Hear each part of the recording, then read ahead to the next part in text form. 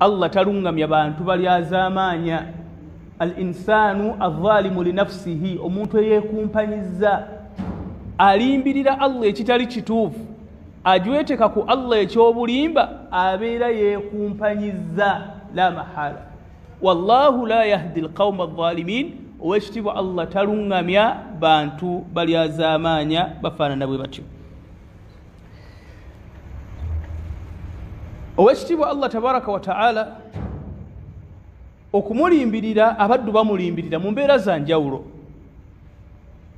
Waliwo abamulimbirira nga bagamba nti balimba ku lulwe. Waliwo abalimbira Allah nga bagamba nti balimba ku lwa Allah tabaraka wa ta'ala.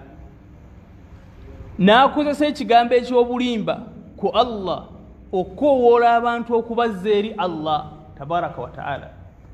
N'akozesa amawulire agatali matuufu ku mubaka Muhammadin sallallahu alaihi wasallam akowoola abantu okwagala omubaka sallallahu alaihi wasallam n'okwagala eddiini. Songa epoyinti eyo beerikiriya min a'zam anwa'il kadhib, obulimba obusinga okuba obunene ala al-itlaq ye muddu okulimbirira Allah tabaraka wa ta'ala. N'agamba nti Allah yagamba nga teyagamba, Allah yaziiza nga teyakola ki, nga Allah yagamba Allah yaziiza nga teyaziiza. N'alimbirira omubaka wa Allah nti yagamba nga teyagamba. Okiraba oluganda omubaka sallallahu alaihi wasallam yakyogera lumu hadithi ntuufu, n'agamba nti man kadhiba alayya mutaammidan falyatabawwa maq'adahu minan nar, omuntu annimbirira ekigambo mu bugenderevu falyatabawwa maq'adahu minan nar, amakulu omuntu oyo abawa mu muliro la mahala, tayinza kuwona muliro. Ateeketeeke ekifo kye amakulu abeere mukakafu nti amaze okuwangula jahannama. Tusaba ekitiibwa Allah mutukingirize. Abaddu balimbirira Allah, abamu bakikola mu bugenderevu, abalala bakikola mu mbeera etali ya bugenderevu.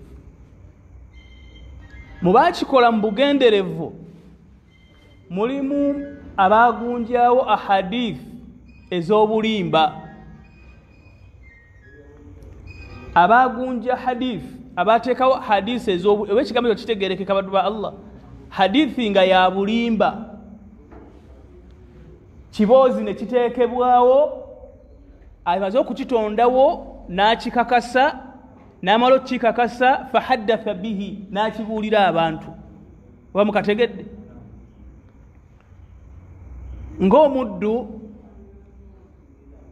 eyayogera hadith oba yayogera ekigambo n'agamba nti omuntu bw'ogamba nti la ilaha illa Allah,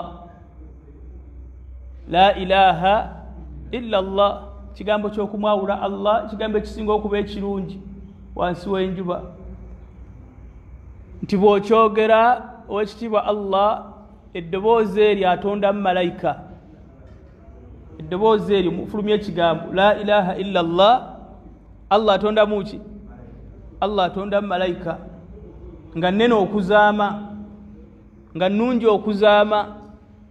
Malayika eyo n'egenda mu nnyanja, ennyanja eyo nga y'amata. Bw'emala okwennyika mu nnyanja ey'amata n'eva mu nnyanja n'edda ku lukalu, ne yeekunkumula amazzi agajjidde ku biwawaatiro byayo. Tuli ffenna bw'emala buli